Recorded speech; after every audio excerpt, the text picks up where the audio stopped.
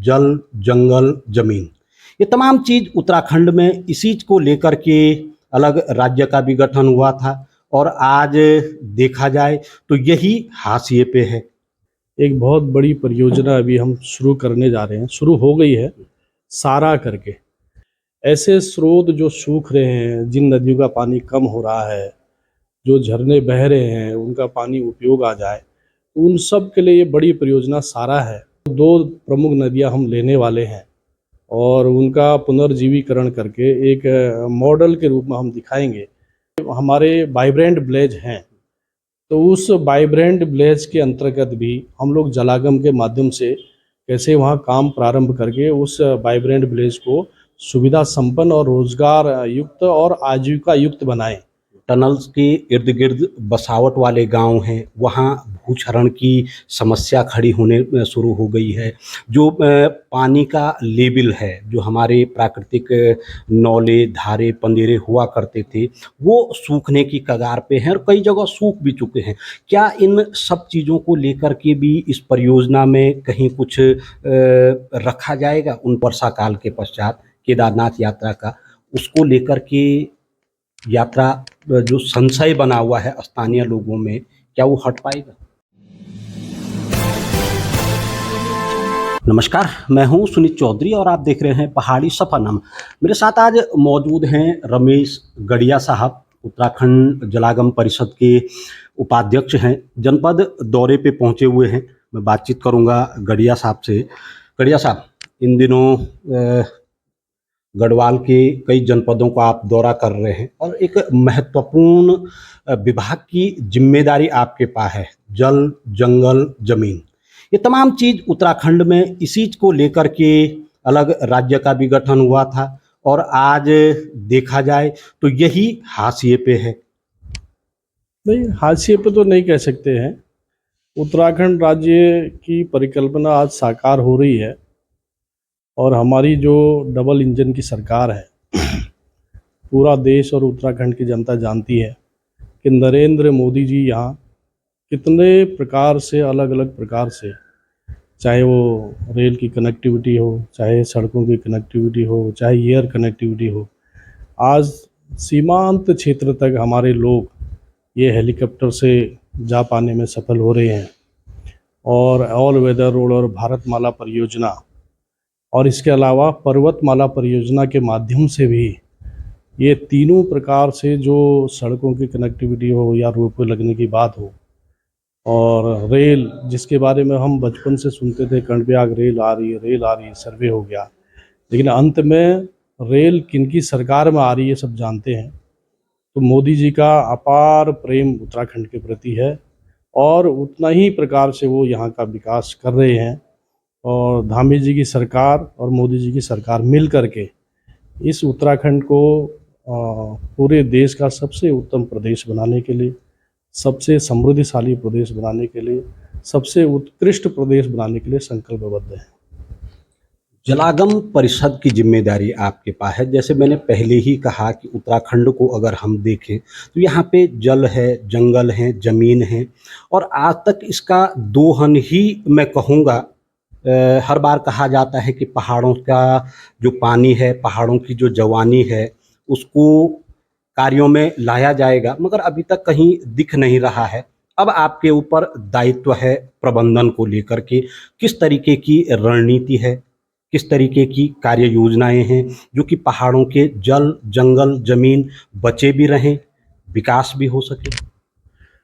तो इस पे जलागम का महत्व उत्तराखंड की दृष्टि से और ज़्यादा अधिक हो जाता है और हमारे यशस्वी मुख्यमंत्री जी की पहल पर एक बहुत बड़ी परियोजना अभी हम शुरू करने जा रहे हैं, शुरू हो गई है सारा करके, spring and river water reservation authority, सारा परियोजना करके। तो उसके माध्यम से विशेष रूप से जो हमारे उत्तराखंड के नदियां हैं, है ना, गाढ़ गदेरे हैं, झरने हैं, नौले हैं, यानी ऐसे तमाम जो जिसका पानी गांव में जाता है, जो प्राकृतिक स्रोत है, ऐसे स्रोत जो सूख रहे हैं, जिन नदियों का पानी कम हो रहा है, जो झरने बह रहे हैं, उनका पानी उपयोग आ जाए, उन सब के लिए ये बड़ी परियोजना सारा है। और उसके माध्यम से मुख्यमंत्री जी ने अभी विशेष रूप से हमारी समीक्षा बैठक हुई थी, तो उसमें कहा कि दो प्रमुख नदियाँ जिनका पुनर्जीवीकरण होना चाहिए, तो वो दो प्रमुख नदियाँ हम लेने वाले हैं और उनका पुनर्जीवीकरण करके एक मॉडल के रूप में हम दिखाएंगे जलागम विभाग के माध्यम से कि भाई नहीं, एक अच्छा काम हो रहा है और नदियों का पुनर्जीवन का काम उत्तराखंड में शुरू हो रहा है। ऐसे जो छोटे छोटे गाढ़ गदेरे हैं वगैरह हैं, तो उसमें जिले के माध्यम से सभी 13 जिलों में ये काम होने वाला है, सभी 13 जिलों के सभी 95 विकास खंड के में।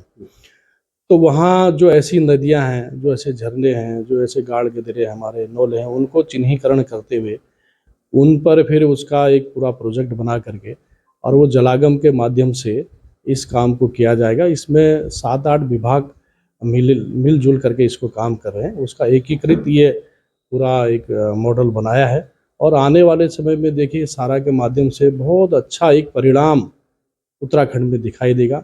अभी हमारे माननीय मुख्यमंत्री जी ने जो नीति आयोग की बैठक हुई थी, उसमें उस बैठक में भी इस विषय को उठा करके कि सारा के लिए केंद्र सरकार की ओर से भी हमको बजट मिलना चाहिए ताकि इस काम को हम बहुत अच्छे से कर सकें। तो वो एक अच्छा प्रयास मुख्यमंत्री जी की ओर से चल रहा है, तो इसमें आने वाले समय में काम होने वाला है। गढ़िया साहब, अगर मैं रुद्रप्रयाग जनपद के परिप्रेक्ष्य में बात करूं तो क्या कुछ है यहाँ को लेकर के अभी, क्या कार्य योजना तय हो पाई है, कौन से कैचमेंट एरियो पे विशेष ध्यान रहने वाला है? रुद्रप्रयाग जिले में भी हमारी एक और परियोजना जो विश्व बैंक पोषित परियोजना है, वो हमारी है उत्तराखंड जलवायु अनुकूल बारानी कृषि परियोजना, यानी अंग्रेजी में उसको बोलेंगे UCRRFP करके, Uttarakhand climate responsive rainfed farming project, ऐसे करके वो है। तो वो उत्तराखंड के 8 जिलों में संचालित हो रही है। उसमें रुद्रप्रयाग जिला भी है। रुद्रप्रयाग जिले के विशेष रूप से अगस्त्यमुनि और जखौली ब्लॉक, ये 2 ब्लॉक के कई गांव उसमें हमने लिए हैं। उस गांव का आइडेंटिफाई अभी हो रहा है। यहाँ हमारा ऑफिस खुल गए हैं, यूनिट ऑफिस, 3 यूनिट ऑफिस और एक डिवीज़न ऑफिस। हमारे DPD भी यहाँ आ गए हैं। तो आने वाले दिनों में मुझे लगता है कि जो पहाड़ की एक मूल आवश्यकता हमको लगती है कि पहाड़ के सीमांत क्षेत्र के गाँव में भी हम जो है कैसे रोज़गार बढ़ाएँ, कैसे आजीविका के संसाधन बढ़ाएँ, उनको एक वैज्ञानिक तरीके से, चाहे कृषि हो, चाहे सिंचाई हो, चाहे पशुपालन हो, चाहे पॉली हाउस हो, तो उसके लिए भी विशेष रूप से हम प्रयास करेंगे इस जलागम के माध्यम से, इस योजना के माध्यम से। और मुख्यमंत्री जी का विशेष प्रयास ये भी है कि जो हमारे हमारे वाइब्रेंट विलेज हैं, तो उस वाइब्रेंट विलेज के अंतर्गत भी हम लोग जलागम के माध्यम से कैसे वहाँ काम प्रारंभ करके उस वाइब्रेंट विलेज को सुविधा संपन्न और रोजगार युक्त और आजीविका युक्त बनाएं, उसके लिए भी विशेष प्रयास जलागम के माध्यम से हम लोग करने वाले हैं। तो परियोजना में होना क्या है कार्य, किस तरीके की जो कार्य योजना है वो क्या तैयार की गई है जिससे कि जो हमारा जलागम संबंधी कार्य है वो भी चलता रहे, स्थानीय रोजगार भी उसमें मिल सके, क्या कुछ ऐसा तैयार है खाका? उसमें अभी परियोजना अभी प्रारंभ होने वाली है और उसके बाद से जिन गाँव को हम आइडेंटिफाई करेंगे, उस गांव की एक समिति बनती है, ग्राम पंचायत जलागम विकास समिति। उसमें वहाँ के ग्राम प्रधान, वहाँ के जो वार्ड मेंबर रहते हैं, महिला समूह रहते हैं, उनको सब हम रखते हैं। फिर उस गांव की आवश्यकताओं को देखते हुए गांव वालों से ही विचार विमर्श करके, खुली बैठक करके कि वहाँ आजीविका के लिए हम क्या कर सकते हैं, यहाँ के महिलाओं के रोजगार के लिए, महिला स्वावलंबन के लिए, युवाओं के रोजगार के लिए हम कैसे उनको प्रोत्साहन दे सकते हैं और उसके लिए जलागम क्या काम कर सकता है। तो ये गाँव के विचार विमर्श के बाद ही हम लोग योजना बनाते हैं। उसके बाद फिर उस काम की DPR बनती है और उस सारे काम में जो हमारी ग्राम पंचायत जलागम विकास समिति है वो पूरा इन्वॉल्व रहती है और गांव की सहमति से ये सब काम होते हैं। और विशेष रूप से वहाँ अगर भू का कटाव हो रहा है तो उसको रोकने के लिए हम क्या कर सकते हैं, गांव में पानी की दिक्कत है तो उस पानी की दिक्कत को हम कैसे दूर कर सकते हैं, जंगलों का अगर क्षरण हो रहा है तो जंगलों के संरक्षण के लिए हम क्या कर सकते हैं, वो भी इसके अंदर आता है। गढ़िया साहब, ऋषिकेश कर्णप्रयाग जो रेल परियोजना है एक महत्वपूर्ण सामरिक दृष्टि की महत्वपूर्ण परियोजना है। इससे आने वाले समय में कई फायदे तो होंगे ही, मगर कुछ नुकसान भी प्राकृतिक तौर पे ज़रूर देखने को मिल रहे हैं। जैसे कि जो टनल्स के इर्द-गिर्द बसावट वाले गाँव हैं, वहाँ भूक्षरण की समस्या खड़ी होने शुरू हो गई है। जो पानी का लेवल है, जो हमारे प्राकृतिक नौले, धारे, पंदेरे हुआ करते थे, वो सूखने की कगार पे हैं और कई जगह सूख भी चुके हैं। क्या इन सब चीज़ों को लेकर के भी इस परियोजना में कहीं कुछ रखा जाएगा? उन पे कुछ सर्चिंग होगी, कुछ उन पे रिसर्च होगा?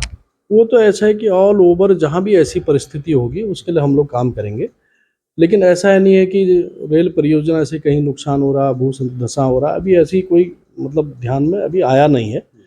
और रेल परियोजना भी जो पहले सुरंगें बनती थी, विस्फोट करके, ब्लास्टिंग करके बनती थी, अभी बहुत अच्छी और नई टेक्नोलॉजी से सुरंगें बन रही हैं। तो आपने भी देखा होगा कहीं सुरंगें बनने से बहुत पहाड़ गिर गया, चट्टान गिर गई, ऐसा कहीं हुआ नहीं है। तो बहुत उसको सॉफ्ट तरीके से पहाड़ी को काट करके, और जितना हमको कटान करना उतना ही काटना है, तो ऐसी आधुनिक टेक्नोलॉजी से वो सब काम हो रहा है। और बहुत अच्छी बात यह है कि लगभग 2026 मिड सेशन तक ये रेलवे जो है कनेक्टिविटी कर्णप्रयाग तक पहुंचेगी। इतना ही नहीं, इस बार तो रेलवे के लिए लगभग 5,200 करोड़ रुपए केंद्र सरकार ने उत्तराखंड को दिए। इसके साथ साथ 4 और परियोजनाएं आपकी जानकारी के लिए इस बजट में केंद्र सरकार ने रखा है। एक जो मोदी जी ने कहा था टनकपुर से बागेश्वर रेल परियोजना, उसका काम, सर्वे का काम लगभग पूरा हो चुका है। दूसरी एक नई रेल परियोजना बागेश्वर से गैरसैंण भी ये रेल कनेक्टिविटी आने वाली है, उसका भी सर्वे का काम चल रहा है।